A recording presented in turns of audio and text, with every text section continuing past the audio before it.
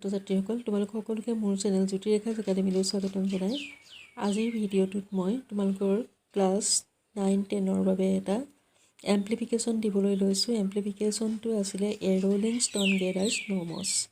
তোমালোকে হয়তো অসমীয়াত এই বাক্যষাৰ শুনিবলৈ পাইছা যে বাগৰি ফুৰা শিলত হেলাই নধৰে। এই বাক্যষাৰকে ইংৰাজীত যদি আমি ভাৱ সম্প্ৰসাৰণ কৰোঁ তেতিয়া তলত দিয়াৰ মই ভাৱ সম্প্ৰসাৰণটো কৰি দিছোঁ।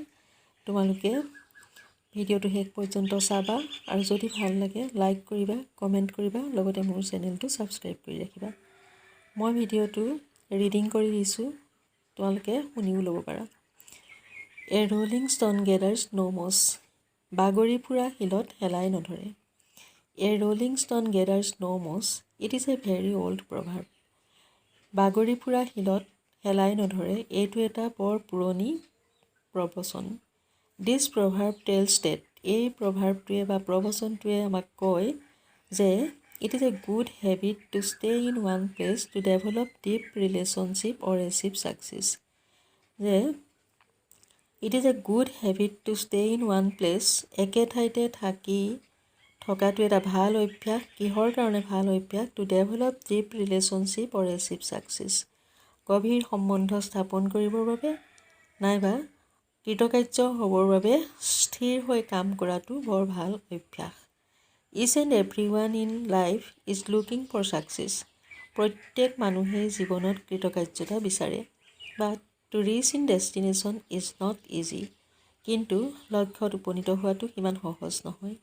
It is true that one who can not give attention to a particular work will not achieve success. এইটো সঁচা কথা যে যি কিবা এটা কামত বিশেষভাৱে মনোযোগ দিব নোৱাৰে তেওঁলোকে কৃতকাৰ্য হোৱাটো ইমান সম্ভৱ নহয়। এজ দ্য গ্ৰীণ মছ comes over A stone not in a short period.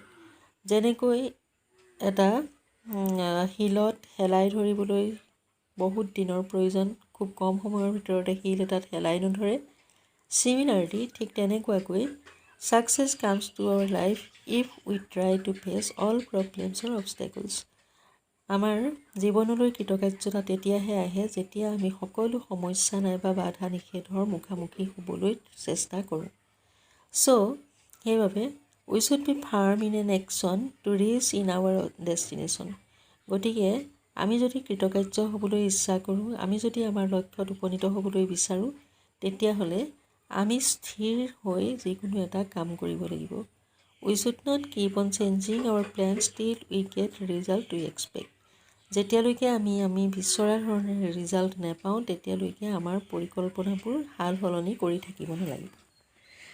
ছাত্ৰ ছাত্ৰীসকল আজিৰ ভিডিঅ'টো ইমানেই আছিল। আজিলৈ আহোঁ। ধন্যবাদ।